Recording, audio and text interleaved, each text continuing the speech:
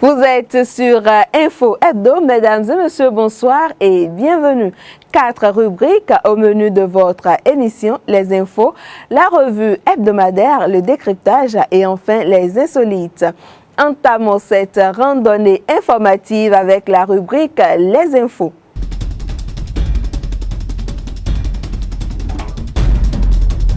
Nous visiterons les grandes décisions du dernier Conseil des ministres, analyserons le supposé rapport de la Commission des réformes et gros dossier de la semaine, l'élection à la Fédération béninoise de football, nous en parlerons. Bienvenue à tous. Moucharaf Anjorin est désormais le patron du football béninois. L'ex-président de la Fédération béninoise de football a été réélu pour un nouveau mandat de 5 ans avec 40 voix pour sur 42 votants dont une abstention et un non. Revivons le compte-rendu de cette assise avec Leandro Kodo. Malgré la décision du tribunal de première instance de Porte-Novo, rendue ce jeudi 11 juin, Moucharafou Anjorin vient d'être réélu à la tête de l'instance fêtière du football béninois jusqu'en 2021. Le congrès électif de la Fédération béninoise de football s'est donc tenu ce vendredi 12 juin au Palais des Congrès de Cotonou, tel annoncé par le comité de normalisation de football, en présence des délégués de la FIFA, Constant Omari, et celui de la CAF. Sidi Diallo, président de la Fédération ivoirienne de football. La séance a démarré après le discours liminaire de Maître Rafiou Paraïso, président du comité de normalisation de football. En ce jour, le congrès électif de la Fédération de football vient un peu comme pour secourir une jeunesse en détresse, abandonnée, oubliée. Et que vous, acteurs du football béninois, vous avez pris l'historique décision de braver ce qui peut entraver toute marche allant à la réussite de ce football que vous aimez et que vous continuerez d'aimer. Ensuite, ce fut au tour du chef des délégations FIFA-CAF de se prononcer. Comment vous dire la vérité? J'ai l'impression que vous ne prenez pas conscience de la gravité de votre propre situation, de votre football. Nous sommes à l'hôtel avec vos jeunes joueurs qui sont dans l'incertitude, qui ne savent même pas s'ils doivent jouer ou pas. Faudrait-il sacrifier tout le peuple béninois parce qu'il y a quelques égos? Nous ne le savons pas. Prenez-en conscience. Après les allocutions, la phase essentielle du congrès a été abordée. Il a d'abord été question du contrôle des mandats effectués par le SG par intérim de la FBF, Marus Dadjo, et ensuite les dépouillements qui se sont déroulés hors micros et caméras. Sans surprise, c'est la seule et unique liste consensus national pour un nouveau départ dans le football de Moucharaf Anjorin qui remporte ce scrutin avec 40 voix pour sur 42 votants, dont une abstention et un non. Anjorin 1, c'est du passé. Aujourd'hui, c'est Anjorin 2. Je vous rassure que vous serez très fiers d'avoir eu un président et que nous allons inviter tous nos collègues, les gens qui sont mécontents, leur signal, ce qu'ils ont dit, tout a été compris. On va s'asseoir autour d'un forum. Nous allons élaborer la nouvelle règle de jeu, évaluer, revoir les statuts si possible, pour que tous, chacun se sente concerné par cette affaire, pour que nous puissions lancer un nouveau départ. Mais avant, aujourd'hui, vous savez très bien comment on le dit, il n'y a pas de grands journalistes sans grands événements. Aujourd'hui, le bonheur du peuple, c'est d'abord les écureuils. Les écureuils et ces enfants pour qui je tire un coup de chapeau, qui ont laissé les vacances et qui attendaient pour savoir s'ils vont jouer ou pas. Aujourd'hui, ils vont jouer et tous maintenant nous devons nous mobiliser parce que nous devons gagner la Guinée équatoriale. Pour mieux nous positionner, et cela est possible. Cela est possible. Qu'est-ce que vous pouvez faire actuellement? Cela est possible et je vous assure tout que nous allons gagner, Inch'Allah, le dimanche pour nous positionner et après aller à la conquête des Maliens là-bas. On veut être premier, pas deuxième. La rencontre Bénin-Guinée équatoriale prévue ce jeudi 12 juin au stade Mathieu Kérékou s'avère le premier test du tout nouveau président de la FBF. Comme il a su bien le dire, Anjorin 1 est passé, aujourd'hui c'est Anjorin 2. Suite à l'élection à la Fédération béninoise de football qui outrepassait l'ordonnance du tribunal de première instance de Porto-Novo relative à l'interdiction du congrès électif de la FBF, l'Union nationale des magistrats du Bénin s'est réunie en assemblée générale hier pour mettre le gouvernement en garde contre toute tentative de remise en cause de justice d'une part et d'autre part demander à l'État de prendre sans délai les mesures idoines afin que l'ordonnance bafouée produise son plein et entier effet. Suivez un extrait de la déclaration de l'UNAMAB avec Kader Achirou. Il ressort que le 9 juin 2016, 20 clubs de la Fédération béninoise de football ont saisi le président du tribunal de première instance de première classe de Porto-Novo à l'effet d'ordonner au comité de normalisation de suspendre la tenue du congrès électif du comité exécutif de la Fédération béninoise de football. Faisant suite à cette requête, le président du tribunal de première instance de première classe de Porto-Novo a ordonné la suspension sans délai du congrès électif de la Fédération béninoise de football prévu pour se tenir le vendredi 10 juin 2016. Par acte d'huissier en date du même jour, l'ordonnance a été signifiée au comité de normalisation de la Fédération béninoise de football, au ministère en charge de la Défense nationale, de l'Intérieur et du Sport. En dépit de ces significations, le CONOR, avec l'appui de la force publique, a organisé le vendredi 10 juin 2016 le congrès électif suspendu. Par ce fait, le gouvernement, au lieu de prêter main forte à l'exécution de l'ordonnance rendue par le tribunal, a préféré, et ce en violation des articles 59 et 127 de la Constitution du 11 décembre 1990, cautionner la violation de l'ordonnance rendue par le juge. Cette attitude traduit un grave mépris pour le principe de la séparation des pouvoirs et paraît surprenante lorsque l'on sait que le régime actuel a fait la promesse de renforcer le pouvoir judiciaire. Ne pouvant rester insensible à cet acte ignoble, l'UNAMAB prend en témoin l'opinion publique nationale et internationale sur les risques de dérive que recèle le comportement du gouvernement. L'UNAMAB met le gouvernement en garde contre toute tentative de remise en cause des décisions de justice et lui demande de prendre sans délai les mesures idoines afin que l'ordonnance bafouée puisse produire son plein et entier effet. L'UNAMAB rend le gouvernement responsable des déconvenues qui résulteraient de cette fâcheuse situation. L'UNAMAB se plaint, c'est vrai, mais fort de l'élection du nouveau président de la Fédération béninoise de football, subséquente à la levée de la sanction de la FIFA, le Bénin a triomphé le dimanche dernier face à la Guinée équatoriale par 2-1.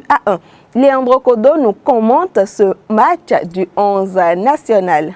Surtout que nous allons gagner Inch'Allah le dimanche. C'était la prière de Moucharafou Anjorin et elle s'est exaucée. Le Bénin a remporté son pari ce dimanche 12 juin au stade Mathieu Kérékou face à la Guinée équatoriale par un score de 2-1 dans le cadre de la 5e journée des éliminatoires de la Coupe d'Afrique des Nations Gabon 2017. Sous la houlette du ministre des Sports Osvaldo Meki et du président du CONOR Rafiou Paraïso, les deux équipes ont eu droit à la traditionnelle revue des hymnes nationaux avant le coup d'envoi donné par le Sénégalais Papa Gassama, le meilleur arbitre africain actuel. Les écureuils ont démarré la rencontre avec un peu de timidité et ont failli se faire surprendre dès les premiers instants de jeu. Un bancador et ex-capitaine Khaled Adenon achevait sur une tête à bout portant une action partie d'un coup de pied arrêté botté par les soins de Jodel Dossou. Bénin 1, Guinée équatoriale 0.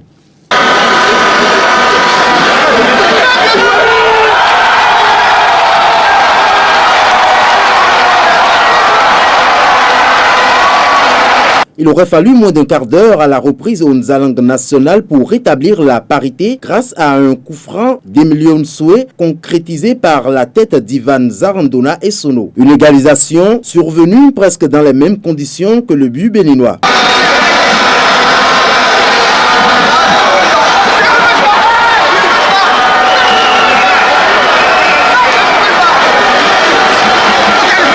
Une joie de courte durée puisque David Digla redonnait l'avantage au Bénin 60 secondes après.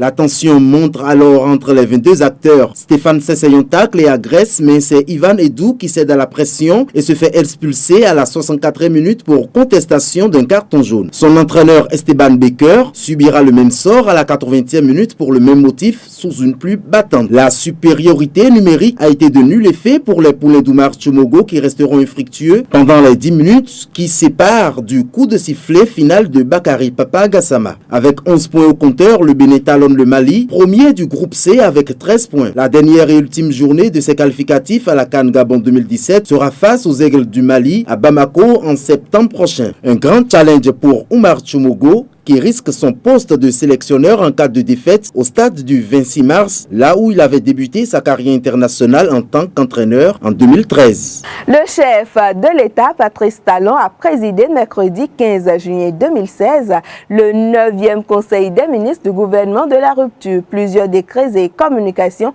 ont été examinés. On peut entre autres citer les fermetures de quelques ambassades, de nouvelles décisions relatives à la campagne cotonnière 2016-2017.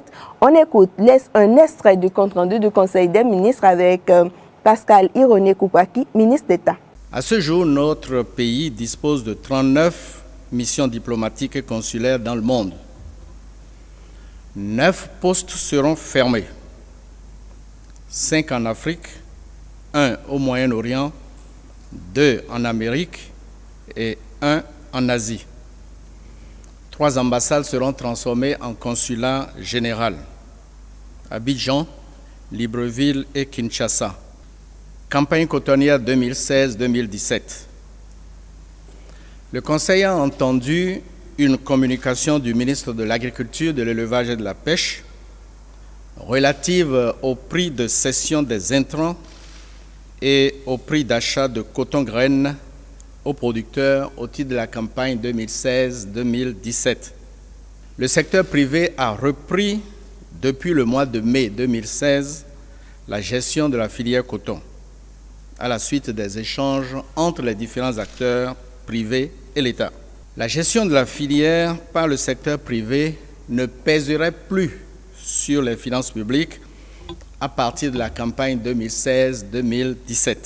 Selon les prévisions arrêtées pour la campagne 2016-2017, au cours du premier trimestre 2016, l'État devrait apporter globalement une subvention de 21 milliards 70 millions pour la filière coton. 21 milliards 70 millions. Avec la reprise en main de la filière par les acteurs privés, et grâce aux efforts qu'ils ont accepté de faire pour redresser rapidement la filière, la bonne nouvelle est qu'il n'y aura aucune subvention de l'État, ni aux engrais, ni à l'achat de coton-graines, contre une subvention de 23 milliards au cours de la campagne 2014-2015. Référentiel des prix de cession d'immeubles à titre onéreux, des immeubles du domaine privé de l'État et de la municipalité dans la ville de Cotonou. Et le référentiel de prix doit être actualisé tous les 3 ans. C'est pour se conformer aux dispositions législatives qu'il est proposé d'insérer dans la loi de finances rectificative gestion 2016 le référentiel des prix en commençant par la ville de Cotonou, divisé en 6 zones. Chaque zone aura donc son prix de référence. Et des calculs donc doivent être faits. Si je prends par exemple la zone de Ganri, qui est la zone 1, en 1964, le prix au mètre carré était fixé à 2000. Et c'est ce prix qui a été utilisé jusqu'à maintenant.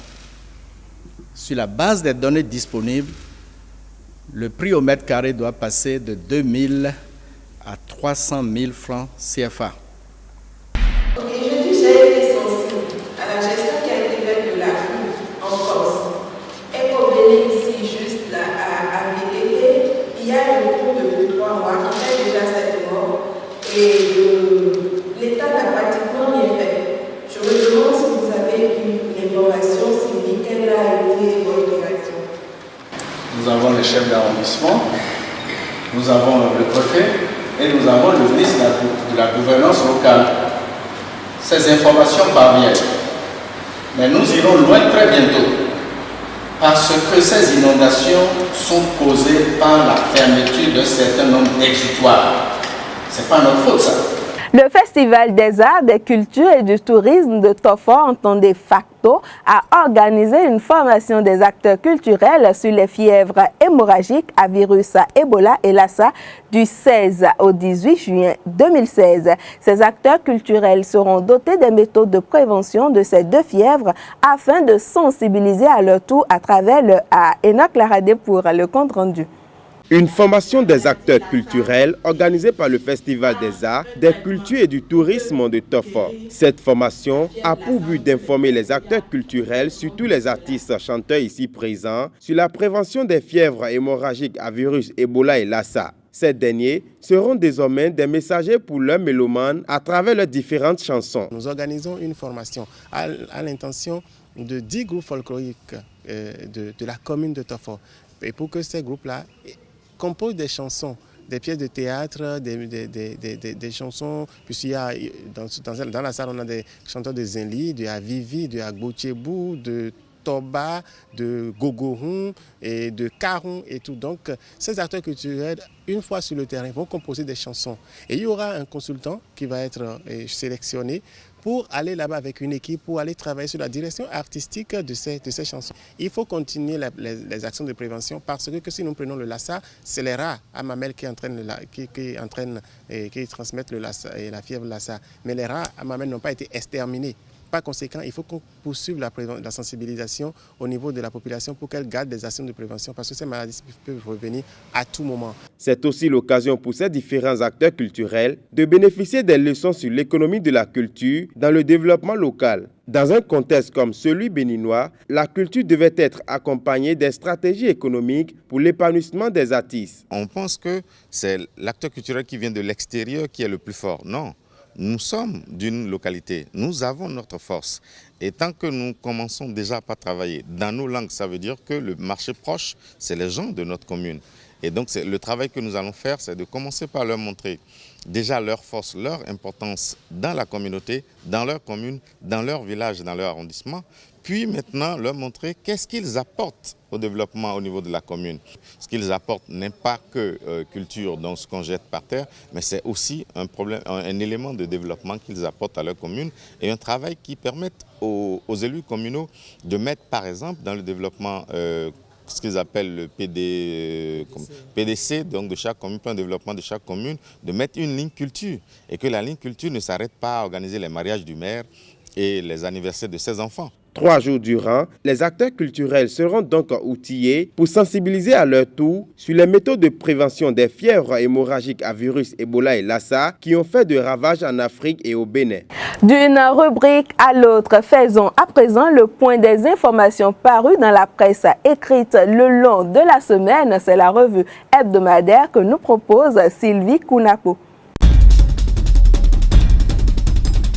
Amis de la revue Hebdo, bonsoir. La semaine a été moins agitée en activité politique, mais elle a été marquée par le Conseil des ministres, la tenue effective de l'examen du BEPC, la marche des acteurs culturels et les analyses et opinions à travers les pages des parutions. Commençons par les parutions du vendredi pour finir avec celles du lundi. Assemblée extraordinaire de l'UNAMAB ce jour, la crise à la Fédération béninoise de football tend vers une paralysie totale de l'appareil judiciaire, a pressenti notre voix qui a estimé que les magistrats veulent faire une sanctification urgente pour que force reste à la loi. La diaspora de Sabah a appréhendé Oswald Omeki dans un jeu dangereux pendant qu'il y a vacances du poste de secrétaire particulier au ministère des Sports. Non-déclaration de biens des parlementaires, la Cour suprême désormais aux trousses des insoumis a fait savoir le télégramme. Abordons les parutions du jeudi avec le sit-in du Centracel au ministère des Finances. L'Audace Info a qualifié l'acte comme le premier baptême de feu syndical pour Talon et nous a proposé la réaction du ministre Romiad Ouadani. Ceci à la page 3 de sa parution du jour. Le Potentiel a pensé qu'il s'agit d'un mouvement d'humeur des agents qui mettent leurs menaces à exécution. La période de grâce accordée par les partenaires sociaux au nouveau régime est visiblement terminée et les travailleurs sont passés à la vitesse supérieure pour se faire entendre, a précisé le quotidien Le Potentiel. Pour notre voix, les travailleurs exigent le départ immédiat de Gilles Guéra à travers le sit-in d'hier. Le Coopérant a publié les décisions du Conseil des ministres du 15 juin 2016 et a annoncé qu'il y a création d'un bureau d'analyse et d'investigation à la présidence de la République, qu'il y a aussi 10 nominations dans 3 ministères. Le télégramme a rajouté que 9 ambassades sont fermées et les postes d'attachés de défense sont supprimés. Un tour vers les livraisons du mercredi. À quand le rapport de la commission Djogbenou s'est interrogé les pharaons avant de souhaiter qu'il faut préserver la gratuité de la scolarité si on veut que les enfants aillent à l'école pour nourrir la démocratie. Bras de fer entre les partenaires sociaux et le gouvernement Talon, Le Potentiel nous a averti de la paralysie qui s'annonce dans plusieurs secteurs. Adoption hier de la loi sur les comptes dormants, le meilleur pense que le Bénin rattrape ainsi un retard législatif de plusieurs années. Arrestation des cadres impliqués dans le dossier PPA 2, les dépendants jugent que Barthélemy Cassa en liberté est une grave injustice et une prime en gangstérisme d'État. Du mardi au lundi, nous avons lu malversation sous la refondation, Chabi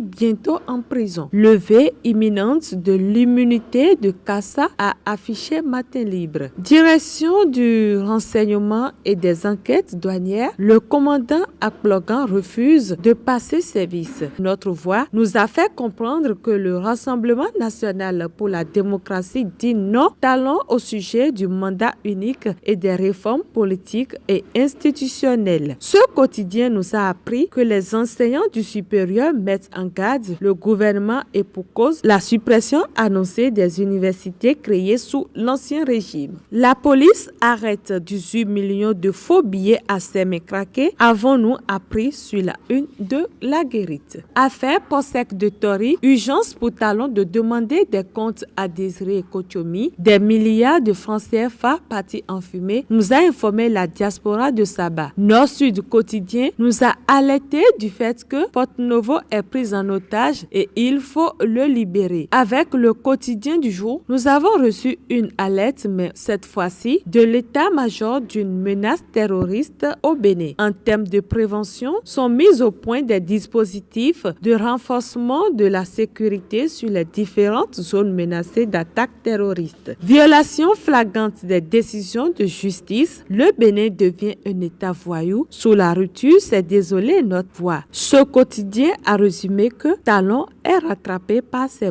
propos sur la télévision nationale.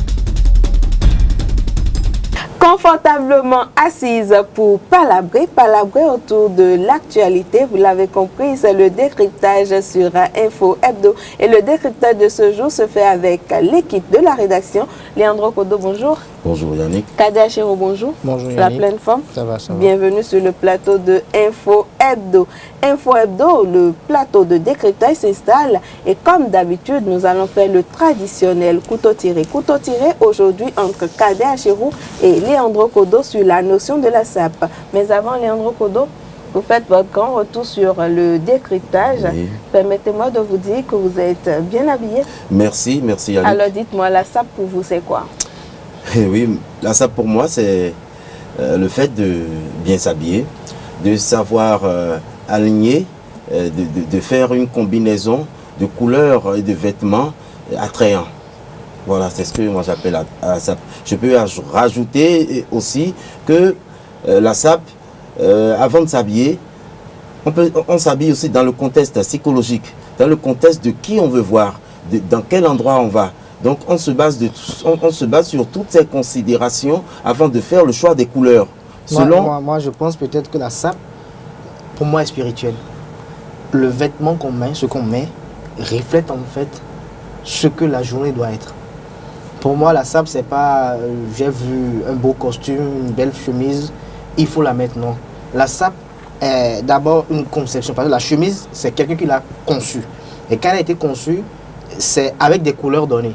Et vous savez, on dit, et comme certains spiritualistes le disent, quand tu as une tenue sombre, attends-toi à ce que ta journée soit sombre. Mais quand tu as une tenue claire, attends-toi à ce que ta journée soit claire. Alors pour moi ma SAP, pour moi, c'est être en fait en adéquation spirituellement avec mon corps et avec mes aspirations profondes de la journée. Écoutez, la SAP n'a rien à voir avec... c'est vrai que... Bien sûr que ça a à voir avec le spirituel. Vous avez abordé... Ça a à voir avec le spirituel. C'est vrai que vous avez abordé un côté, vous avez parlé de la couleur. Donc sur ce point, peut-être je peux être d'accord avec vous, mais attendez, la SAP ne peut pas être quelque chose de spirituel. Si vous êtes moine, d'accord. Si vous êtes Bigbo, vous portez une robe blanche, d'accord. Si vous êtes prêt, vous portez une soutane, d'accord. Mais attends, qu'est-ce que la SAP a à voir avec ça a à voir avec le spirituel, parce que la SAP, en fait, le costume. En fait, forcément, pour la plupart, c'est la chaussure de haut de gamme, le costume de haut de gamme, la belle cravate, la cravate qui a coûté peut-être 1000 €. C'est ça la SAP, en fait. Attends, c'est toi qui valorises. Moi, j'ai 10 chemises qui sont là ce matin. Avant de venir ce matin, moi je te dis, j'ai 10 chemises que j'alise sur mon atelier, mais celle que je sens que je porte, celle qui m'appelle, elle n'a pas de voix, mais elle m'appelle. Non, celle que je sens qui m'appelle. C'est celle qui converge avec ce que vous voulez mettre. Non, justement, c'est ce que je vous dis. C'est un état d'esprit en fait. C'est un état d'esprit. Si vous parlez d'état d'esprit, alors vous me rejoignez dans le cadre de quand je vous parle de spiritualité. Non, état d'esprit, ça ne veut pas dire spiritualité. Non, puisque vous parlez d'état d'esprit. Spiritualité, vêtements, moi je pense à Big Bowie et je pense au Non, du tout pas. Je vous précise que quand vous êtes sombre, quand vous êtes sombrement vêtu, vous avez une journée sombre. D'accord, décor planté. Leandro Kodo et Kader Achero, ils ne s'entendront jamais sur la notion de la SAP. Mais moi, je me classe où là? Je suis sapé là. À vous de le dire, moi je ne suis pas vestimentologue, ni costumologue. Kader, c'est quoi moi dans tout ça? Ce qui est sûr, moi, c'est que votre tenue vous sied. Merci. Merci. Elle est en concordance avec le décor du canapé. Merci Leandro. C'est un exemple palpable de ce que vous expliquez. Je m'évertuais à expliquer. Merci beaucoup. Décor planté, nous allons attaquer au fond avec les grandes décisions du dernier Conseil des ministres. Et nous allons parler de la fermeture des ambassades et la transformation de 3 ambassades en consulat. Kader Achero, nous étions ensemble au Conseil des ministres. Est-ce que vous avez été choqué par cette décision du Conseil des ministres? J'ai été même abattu par cette décision du Conseil des ministres qui décide de fermer 9 ambassades. Vous aviez des parents ambassadeurs? Non, je n'ai pas des parents ambassadeurs, mais vous savez, quand on dit une ambassade, c'est en fait la représentation diplomatique d'un gouvernement auprès d'un autre gouvernement à l'étranger. Et l'ambassade a pour mission de rapporter à son gouvernement les informations politiques, sociales, économiques qui se passe au pays de résidence en fait. Et toute ambassade a une section consulaire. Ce qui fait que ce qui nous amène maintenant à détailler le consulat, que le consulat est la représentation de l'administration publique dans un pays à l'étranger. Et elle a pour rôle, le consulat a pour rôle plutôt, il a pour rôle d'établir les actes de naissance, les actes de décès, les divorces, les mariages, le rétablissement des passeports. Le rétablissement des passeports. Et ils vont même jusqu'à apporter aide et soutien aux personnes qui sont peut-être en cas qui ont des situations sociales un peu méprisables. L'ambassade s'auto-saisit parfois aussi des dossiers judiciaires et contribue à la suivi de la légalité judiciaire des procès de ses concitoyens à l'étranger. Alors, quand on décide maintenant de fermer certaines ambassades et qu'on décide maintenant de transformer des ambassades en consulats, je ne suis pas d'accord, parce que je suis d'accord qu'on transforme des consulats en ambassades, puisque un consulat est une ambassade, mais une ambassade, non, une ambassade est un consulat, puisque le consulat est inclus dans l'ambassade, mais le consulat n'est pas une ambassade. Et c'est bien vrai, pourtant que vraiment toutes les ambassades n'ont pas de consulat, n'ont pas une section consulaire, mais quand même, quand on décide de dire que bon, on veut transformer l'ambassade en consulat, je ne trouve vraiment pas pourquoi. Déjà, nous avions désormais 39 ambassades réparties de par le monde avec les Yahi. Talon enlève 9, ça nous reste 30. Mais avant l'arrivée de Yahi, nous en avions 25. Leandro Kodo, quand on transforme l'ambassade du Bénin près de la Côte d'Ivoire, par exemple, en consulat, qu'est-ce que cela vous fait? Quand on a une idée du nombre de Béninois qui vivent en Côte d'Ivoire? Eh bien, moi je vais repartir de la différence entre l'ambassade et le consulat que nous venons tous d'entendre clairement. Alors, il y a 3 ambassades, celle d'Abidjan, de Libreville, celle de Kinshasa, qui doivent être transformées en consulat. Alors moi, je pense que c'est...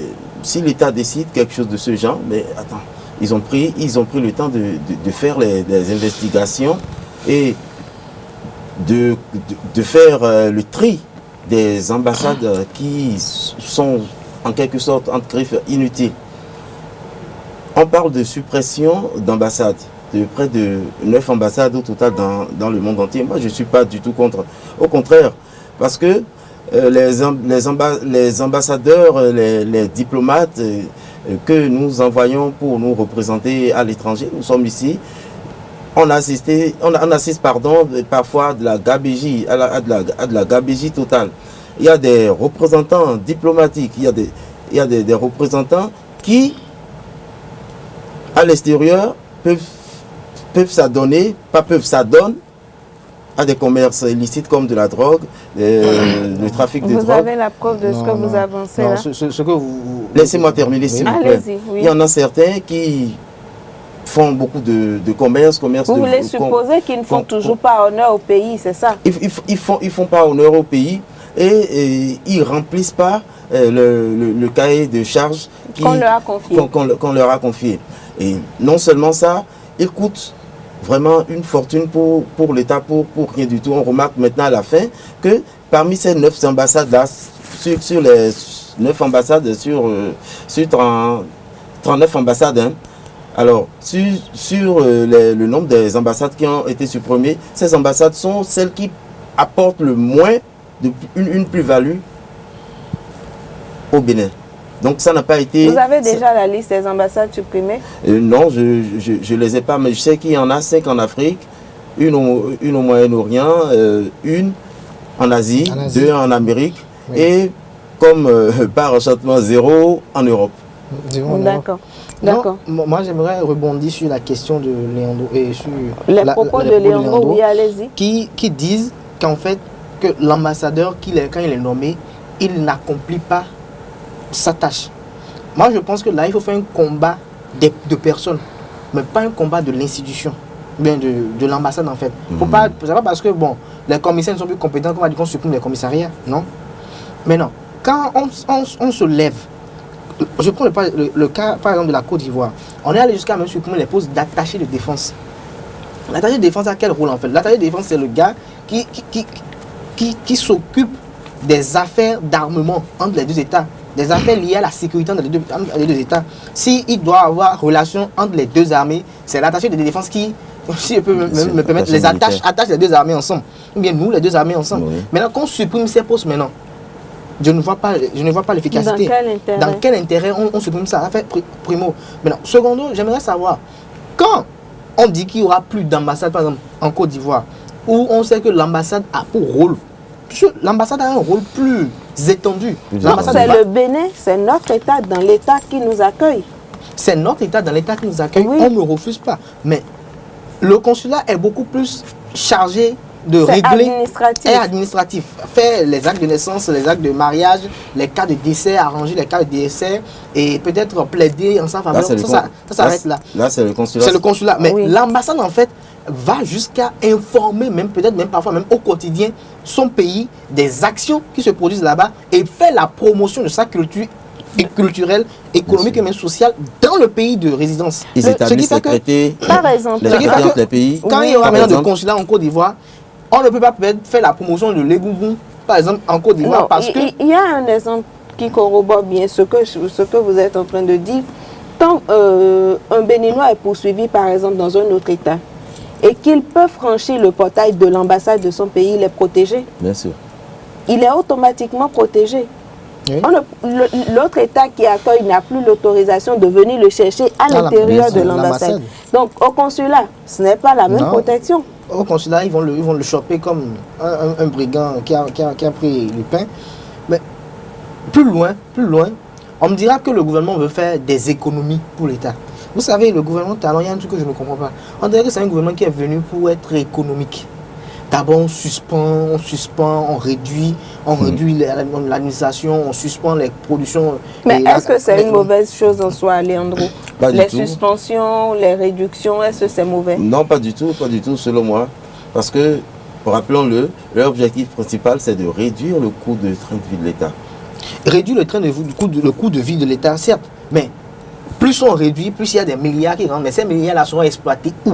Parce que je conçois que l'on réduise le train de vie pour exploiter ces fonds-là à d'autres fins. Oui, mais en attendant qu'ils reçoivent déjà, qu'ils collectent déjà ces fonds-là, après on parlera de leur gestion. Depuis, ça fait il y a bientôt près de 2 mois que le gouvernement a pris et est en place. Toutes les mesures qu'ils prennent ne sont que des mesures pour faire économie. Mais il n'y a aucune mesure qui est prise, en fait, pour pouvoir, comment on appelle, orienter ces fonds-là ailleurs. Ils n'ont pas arrêté de payer les salariés. Non. Ils n'ont pas arrêté. Il y a la campagne cotonnière qui va commencer d'ici là. Ils ont dit qu'ils ne veulent pas subventionner la campagne cotonnière. Maintenant, quand vous me parlez qu'ils n'ont pas arrêté de payer les salariés n'ont pas eu d'augmentation. Ils n'ont pas eu, ça n'a pas diminué. Ce qui est normal, ils doivent payer les salariés. Oui, mais les tâches fixes de l'État, on continue de les assumer. Mais ou pas? Lorsqu'il y avait ces institutions, le gouvernement défunt assumait ses charges, payait les salaires. Mais vous savez, prenons le cas simple. Disons que le gouvernement a 1000 francs et que les salariés peut-être prennent 950 francs.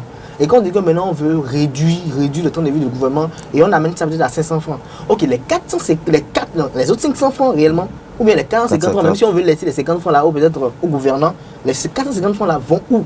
Seront exploités où? Qu'on ait des économies? Ça, quand il y a trop d'économies, ça me gêne en fait. Ok, parce que quand vous il y a même des gens, quand ils ont de l'argent, doivent être déployés ou doivent être réorientés. Vous savez, quand il y a trop d'économies, en fait, on n'est pas à l'aise. D'autres secteurs. On est d'autres secteurs. Leandro. Tous les secteurs, le gouvernement est en train de vouloir. N'oublie pas que c'est des compétents, il y a de la compétence là-bas. Attendez. Nous sommes en train de commenter 3 mois de gestion. Je ne sais pas encore quelle économie on a pu faire en 3 mois. On est en train de baliser. Écoutez, nous sommes encore en train de baliser les terrains. Nous sommes en train de prendre des décisions, de faire des réformes qui vont permettre dans le temps, à court terme peut-être, d'avoir des revenus.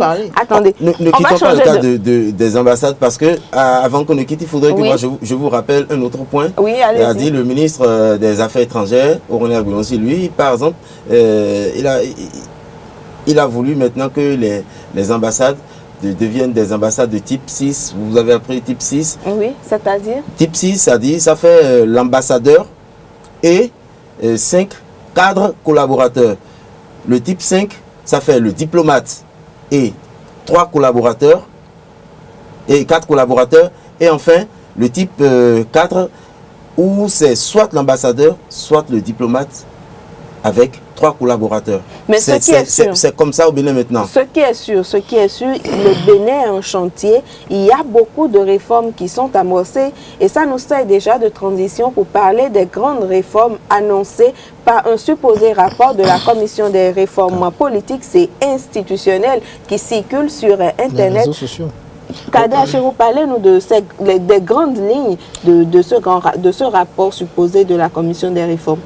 Quand moi j'ai lu ce rapport, la première chose qui m'a un peu choqué, c'est d'abord, j'ai aimé une partie. Avant ce que vous avez aimé, ce que vous n'avez pas aimé, les grandes lignes déjà, on peut retenir quoi? Il y a déjà le mandat unique qui sera de 7 ans. Le mandat unique est de 7 ans. On a revu un peu le statut des honorables députés, leur éligibilité, leurs conditions de fonction, la création du Sénat. Nous avons aussi également des réformes à la Cour constitutionnelle qui doivent être prises. Mais vous voulez compléter? Oui, comme je disais, des réformes à la Cour constitutionnelle, à la HAC. Nous allons peut-être que nous appesantir quelques instants sur les 7 ans de mandat unique. Voilà, moi c'est ça qui m'a beaucoup plus intéressé en fait. Le cadre où on dit que quand on veut être président quand on veut aller à l'élection présidentielle, il faut d'abord résidenter sur le pays 1 an avant le scrutin. Je suis d'accord pour cela. Maintenant, il paraît qu'il faut être investi par un parti politique ou une alliance de partis politiques 6 mois avant le scrutin. Et les candidats qui auront moins de 2% seront ajournés et paieront une amende. Ajournés, c'est-à-dire qu'ils ne pourront plus se représenter. Voilà. Ce volet, je valide. Tel un bac. Je valide ce volet. Je valide également le volet selon lequel il faut résider sur le territoire national 1 an avant les élections. Plus de Lyonnais, c'est ce candidat. Maintenant, il y a un volet que je n'admets pas. Quand la commission, je ne veux pas dire la commission de Djogbenou, mais la commission de Patrice Talon dit... C'est la commission des réformes politiques et institutionnelles. Patrice Talon dit qu'en fait, on ne peut pas se présenter à l'élection présidentielle sans être porté par un parti politique ou une alliance de partis politiques. Je me dis, si on devait frapper, mais cette loi-là existait, lui ne sera pas là où il est. Déjà, le si est conditionnel et l'autre chose, c'est qu'il est déjà au pouvoir. C'est lui qui a le pouvoir. Même s'il est déjà au pouvoir, il a qu'à savoir, en fait, vous me permettez, il a qu'à savoir en fait que tel que lui n'a pas été porté par un parti politique qui est élu, il arrivera forcément dans l'avenir quelqu'un qui ne rejoindra pas un parti politique, mais que le peuple voudra bien, et qui sera même peut-être victime de son système à lui, voudra bien porter celui-là aussi au pouvoir. D'accord, Leandro Kodo, 7 ans de pouvoir, c'est suffisant, non? C'est suffisant. C'est suffisant pour mettre quelque chose de durable sur pied. Mais le président Talon, lui-même de là où il se trouve, il doit se dire, il a dû sans doute remarquer le tollé que cette proposition provoque dans le pays. Tout le monde est presque remonté. Je veux donner l'exemple le plus flagrant pour moi, c'est l'exemple du clergé qui s'insurge contre ce mandat unique. Il préfère le statu quo. Voilà. Donc, on connaît le rôle du clergé, l'importance du clergé au Bénin, donc jusqu'à ce que le clergé s'insurge ou bien viennent faire obstacle à cela. Donc je pense que le président Talon sagement... Mais qu'est-ce que vous en pensez, vous, personnellement, Leandro Kodo? Moi, je pense que le mandat unique, je préfère qu'il vienne après Talon. Peut-être après Talon. Mais bon, de toute évidence, Talon, s'il veut, si ce n'est pas une question de promesse électorale, il dit qu'il ne fera que 5 ans. Donc le mandat unique n'est même plus d'actualité avec Talon. On considère que Talon est là pour 5 ans et rien que pour 5 ans. Ce qu'il est en train de proposer, c'est pour l'après-Talon. Oui, ça permet. Vous savez, Leandro avait la parole. Ça permet à celui qui est en place de prendre beaucoup plus de temps pour travailler. En 7 ans, tu peux mieux voir le résultat de tes engagements plus qu'un quinquennat. Le quinquennat est plus court, c'est normal. Maintenant, si c'est non renouvelable, je crois que c'est non renouvelable. Les anciens présidents ne sont plus candidats à l'élection présidentielle. Et moi, si vous me permettez, je peux parler. Je dirais que Patrice Talon est en train de rêver. Il rêve pourquoi? Parce que vous avez même lu sur les réseaux sociaux comme ce rapport, un président africain qui sourit d'abord quand il entend parler du mandat et qui dit qu'il est nouveau. Vous savez, pour faire asseoir un développement vraiment dans un État, dans un pays, en fait, il faut des années. Selon quelle étude? Il faut des... Voilà, laissez-moi vous expliquer en fait. Oui, vous savez, je prends le cas palpable des deux derniers présidents que nous avons. Nous avons des projets qu'on a applaudi, que c'est Bouniaï qui a réalisé ce projet, c'est Bouniaï qui a fait ce projet. Mais en fait, c'était un projet qui a été entamé par Kérékou. Et après le départ de Kérékou, l'administration a eu un ralenti en fait. Et c'est après que Yaya a relancé ce programme. Mais et écoutez, moi, je me dis, vous apportez, vous apportez de l'eau au moulin de ceux qui disent que l'État est une continuité. L'État est une continuité, certes, mais là où je m'en vais vous dire, c'est quoi? Quand vous prenez un certain Lionel Zinsou, président de la République du Bénin, et un certain Patrice Talon, président de la République du Bénin, les accords, les prêts internationaux qu'ils auront ne seront pas les mêmes. Parce que chaque président a son dynamisme d'abord sur le plan international, sur le plan diplomatique et à son influence. Vous savez, vous voyez Bouniaï, même sur les réseaux sociaux, vous allez le lire, en matière de mobilisation de ressources financières, Bouniaï a été un champion. Et quand vous avez un président comme ça, qui est en train d'appliquer un modèle de développement à son pays, à son État, et il veut quelque chose pour son État, il a déjà des partenaires qui le connaissent, qui traitent avec lui. Et vous êtes sans savoir que dès qu'il part du pouvoir, les autres partenaires attendent pour voir les conditions, puisque c'est des contrats en fait, les conditions qui seront proposées par le successeur. Maintenant, voilà que le successeur, lui, s'appelle une rupture, qui ne veut pas peut-être dépenser, qui ne veut pas peut-être dilapider. Alors que l'autre, puisque la gestion d'un pouvoir d'État, c'est être ancien. Je vous prends en votre plan de rédaction en chef, vous êtes rédacteur en chef, vous voyez déjà des choses que peut-être un journaliste d'aujourd'hui ne peut pas voir pour dire qu'il veut avoir ce poste. Alors, quand on me dit que Patrice Talon est nouveau vraiment dans la politique, c'est pas qu'on dit qu'il est nouveau dans la politique, mais il est nouveau dans la fonction présidentielle. Vous verrez même, et moi je vous peut-être faire cette confidence, vous voyez même que cet homme sera même tenté de renouveler un mandat. Sinon même, vous verrez même comment on a eu à voir dans ce pays où on dit que le peuple veut que le président revienne pour un troisième mandat. Bon, en attendant que Patrice Talon revienne, il y a la grosse actualité de la semaine. Nous allons parler de la Fédération béninoise de football.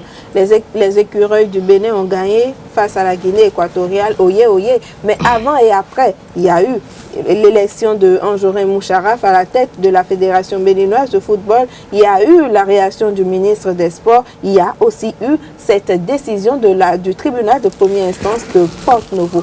Léandro Kodo, vous êtes notre chef desk sport à la rédaction de Esaü TV. Restituez-nous déjà les faits. Tout ce qu'il y a eu, le tollé qu'il y a eu autour de cette affaire. D'abord, je tiens à repréciser que nous parlons d'Anjorin Moucharaf. Oui. Et c'est l'homme le plus controversé de toute l'histoire du football béninois. Voilà, donc Anjorin Moucharaf, c'est le... J'ai bien envie de vous demander pourquoi ce titre. Oui, parce que... À quoi est-ce qu'il doit ce titre, oui? Il doit ce titre parce qu'il a été mêlé à beaucoup ses mandats, puisqu'il a eu à être à la tête de la fédération pendant un certain nombre de tasses. Pendant tous ces mandats, et il a été, bon, je sais pas, ces mandats ont été marqués par des scandales financiers, donc il a été mêlé à beaucoup de choses. Mais par contre, c'est l'homme le seul président à la tête de la fédération de la béninoise, la fédération béninoise de football, qui a pu nous qualifier à la CAN, à la Coupe d'Afrique des Nations pour la première fois.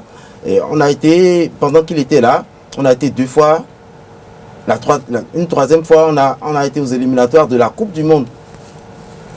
On pourrait dire, Léandro, on pourrait dire qu'Anjorin Moucharaf... C'est l'homme qui a porté le développement du football. Non, on parlera peut-être pas de développement, mais il a souvent porté chance.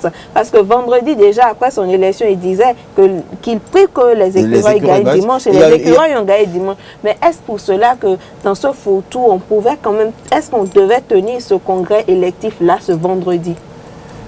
D'abord, vous n'êtes pas sans savoir que le tribunal de première instance de Porte-Novo a interdit l'AG, le congrès. D'où ma question.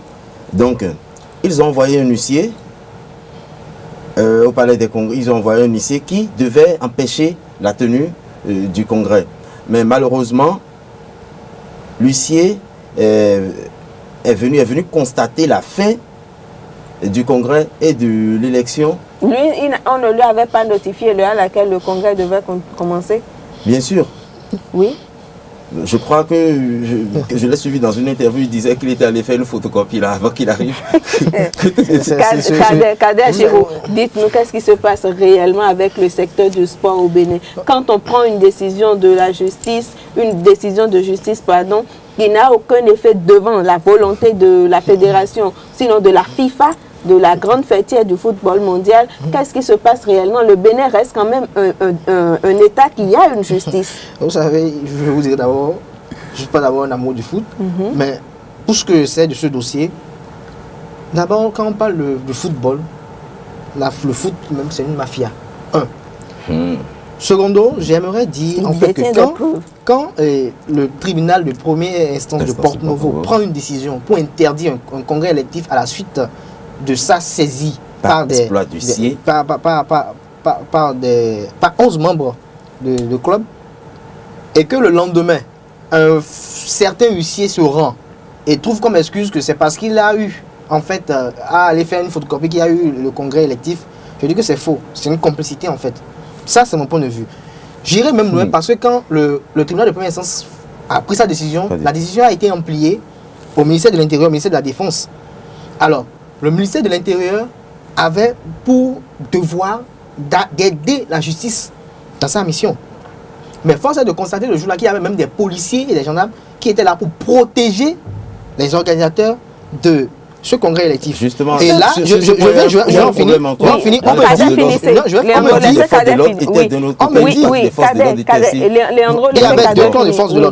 Je vais vous dire, j'ai appris que le CONOR, les membres du CONOR, c'était le comité de normalisation, a payé pour avoir des agents pour sa sécurité. Et du coup, je me demande en fait, sur quelle base ceux qui ordonnent, parce que l'armée c'est une hiérarchie, quand on dit va faire, il va faire, sur quelle base les patrons se basent pour ordonner ou bien pour donner à un citoyen de recevoir un garde-corps ou une protection? Ça veut dire que si moi, Kayachi, je me lève maintenant, je dis bon, pour aller à mes reportages, je veux des policiers pour comment on appelle ma garde. Ça veut dire que si j'ai l'argent, on le fera. Si un malfrat se lève aussi pour dire qu'il veut des policiers pour sa garde, pour son braquage, ça veut dire parce que la décision de la fédération, c'est le laissez Kader finir, vous aurez tout le temps pour parler. Je dis, Léandro, c'est pas un kidam, mais il va dans une... Les policiers ou bien les gendarmes vont dans une mission qui est interdite par une décision de justice. Et que maintenant, eux, ils acceptent maintenant, ils sont allés maintenant contre la décision de justice. Et l'UNAMAB disait, si vous me permettez, ou bien je vais y revenir. Non, attendez, on reviendra à la décision à la déclaration de l'UNAMAB. Oui, Léandro. Non, mais c'est le CONOR, on peut dire c'est une institution de l'État. Donc, ils sont en mission républicaine. D'où moi Et la justice dans tout ça? La justice, elle était en mission pour la justice a interdit la tenue de l'AG. Là où moi je me pose des questions, puisque j'étais envoyé ce jour-là au Palais des Congrès, là où je me pose des questions, c'est est-ce qu'il n'y a pas eu un problème de communication? Est-ce que vraiment le tribunal de Porto-Novo, est-ce qu'ils ont la communication était passée comme il le faut? Est-ce qu'ils ont notifié, c'est-à-dire l'interdiction de la tenue de l'AG par Espoir d'ici? Est-ce qu'ils l'ont notifié à temps? Est-ce qu'ils l'ont notifié à temps? Ça, c'est une question. C'est une question à laquelle je vous réponds. Le ministre des Sports dit qu'il a reçu notification de la décision. Ce qui fait que lui, ministre des Sports, il n'était pas au congrès et il ne s'est même pas fait représenter. Donc, on peut dire que l'État béninois n'était pas représenté à ce congrès.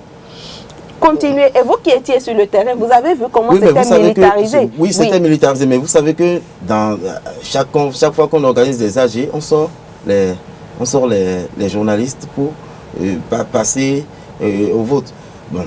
Non, nous ne parlons pas du vote, mais dans la forme, vous avez vu des militaires. Dans la forme, il y avait des militaires. Il paraît qu'il y avait des CRS qui étaient venus pour la sécurité du CONOR. Et après, il y a des gendarmes et d'autres policiers qui se sont mêlés. Mais eux, qui ont été envoyés c'est-à-dire par la justice, qui étaient venus pour empêcher la tenue du Alors, congrès. Les autres sont venus, ceux qui étaient censés protéger le Conor, sont venus beaucoup plus tôt. Ils ont occupé les lieux, ils ont été les premiers arrivés, donc ils ont empêché en quelque sorte les autres. Kadé Achirou, hier, vous avez couvert la déclaration de l'UNAMAB. L'UNAMAB qui s'insurge contre le non-respect d'une décision de justice. Et je tiens à rappeler à l'opinion publique qu'en son temps, sur le grand débat qui a opposé Patrice Talon et Lionel Zinsou, Patrice Talon avait proprement lavé Lionel Zinsou sur la question du respect des décisions de justice. Alors, qu'est-ce qui ne va pas avec le gouvernement Talon? Vous savez, ce qui ne va pas avec le gouvernement Talon, c'est que Talon me met en train de comprendre en fait ce que c'est quand on vend du atassi en fait. C'est-à-dire quand on est devant la marmite, quand on est dedans, il subit maintenant aujourd'hui.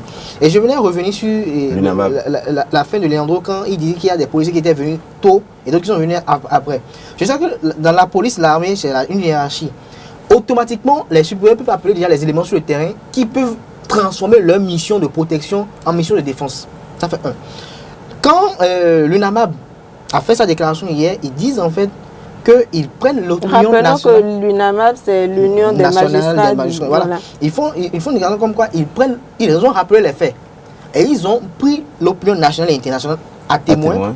Et ils demandent à l'État de prendre des mesures idoines pour que, comment on appelle, cette décision remplisse totalement et comment on appelle sa mission.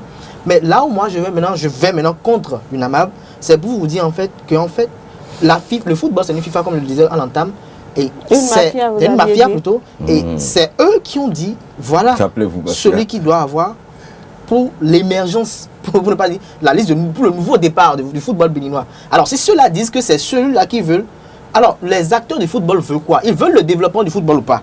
Alors s'ils veulent le développement du football, alors ils ont qu'à le mettre. C'est ça que ma mère même encore allé, parce que quand vous parlez des débats présidentiels, je me dis, en fait, il y a une rumeur qui a été située comme quoi Zinsou était le candidat de la France. Moi je me dis, en fait, si la France voulait vraiment que ce soit Zinsou qui soit le candidat, il serait président. Donc la FIFA a voulu que ce soit Anjourin est président. Et laissons-le, d'abord les écuries ont gagné, mais laissons-le accomplir, puisque c'est lui qui est de mèche avec les institutions fêtières. Si on met quelqu'un d'autre là, le football sera noyé. Et peut-être le gouvernement a compris cela. Et c'est ça qui a amené le gouvernement à aller contre une décision de justice.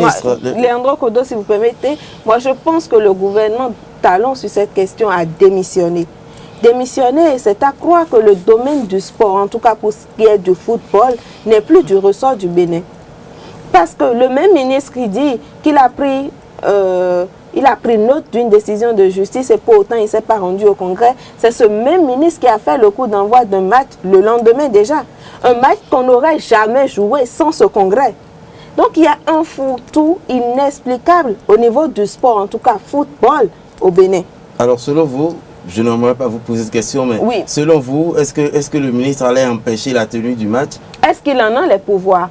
C'est autant de questions que nous nous posons en réalité. Quelles sont les limites du ministère des Sports? Quelles sont les limites et quelle est la fonction et la mission de la Fédération béninoise de football? Parce que si la FIFA, il y a des journaux qui ont dit, si la FIFA arrive à imposer quelqu'un dans la maison du football, il y a problème. Ça veut dire, mais le problème, là où moi je trouve encore que c'est bien, c'est eux qui font. C'est eux qui donnent les subventions. En tout cas, même si la FIFA est une institution autonome. Oui, elle est autonome, c'est internationale, mondiale. Dans les tests, il interdit l'ingérence de l'État dans les affaires de la FIFA. C'est ce qu'on comprend. On comprend juste que le sport roi, en tout cas ce qui est du football, dépasse les compétences de notre État. Et il y a des interrogations qui taraudent notre esprit autant que le cuiron tourne sur une pelouse. Et c'est sur ces interrogations que nous allons mettre un thème au décryptage de ce jour sur Info Hebdo. Mais nous n'allons pas partir sans baisser la température. Nous allons décompresser, nous allons rigoler avec les insolites. Les hommes les plus chanceux du monde. Vous n'allez pas croire, à une seconde même de la catastrophe, ils s'en sortent toujours.